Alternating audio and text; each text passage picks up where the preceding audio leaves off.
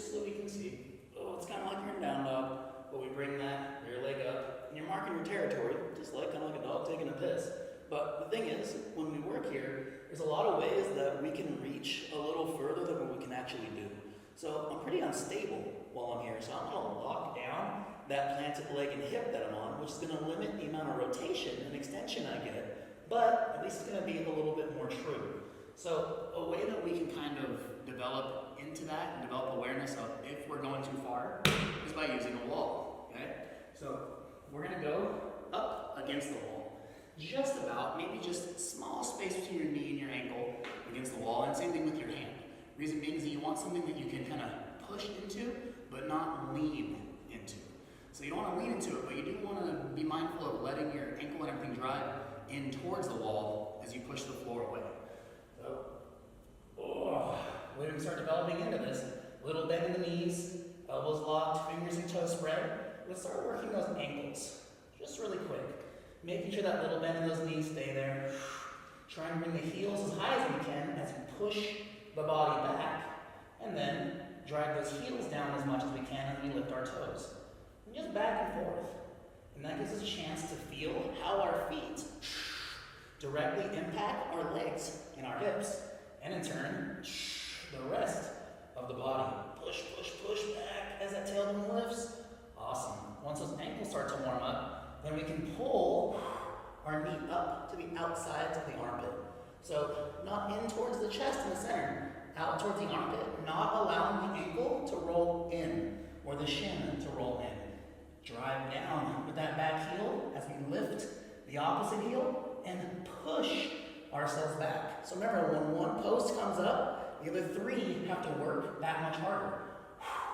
Once we're good here, let's work the ankle and the foot again and really start to feel how we can stabilize into that one hip. Oh yeah, that knee's gonna try to lock, don't let it. Keep that slide bend, keep that hip active.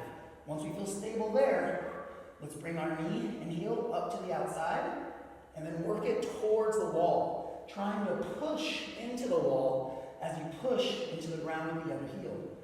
Rotate and then bring it on back, pushing through those palms, actively using that upper body to drive that tailbone up every single time. Good. And then even if you can't touch the wall, just work towards the wall and feel if you're leaning into the wall. If you're leaning, you've gone a little bit too far. Now last but not least, let's pull that knee up to the armpit, drive down with that back heel, push the floor away with your palms. Then we're gonna bring our heel back up to where it was and back in towards that wall. Now let's just combine those movements. Bring your knee, up towards your armpit, pushing back as you do, lifting the heel towards the ceiling, and then rotating it towards the wall as the knee goes up towards the ceiling.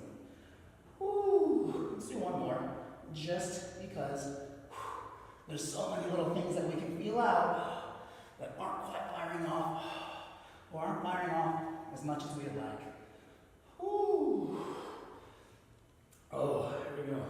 So, as you can see, it's probably going to make you start sweating a little bit, especially if you take your time and feel out where your body's trying to compensate. It's going to lean, it's going to twist, it's going to do all kinds of little things just so it doesn't have to work very hard, or as hard as it needs to. Bodies are awesome at that. They're very efficient. But let's take some time to try to be effective. Sounds good? Sounds awesome. All right, you guys. Take care. See you next time.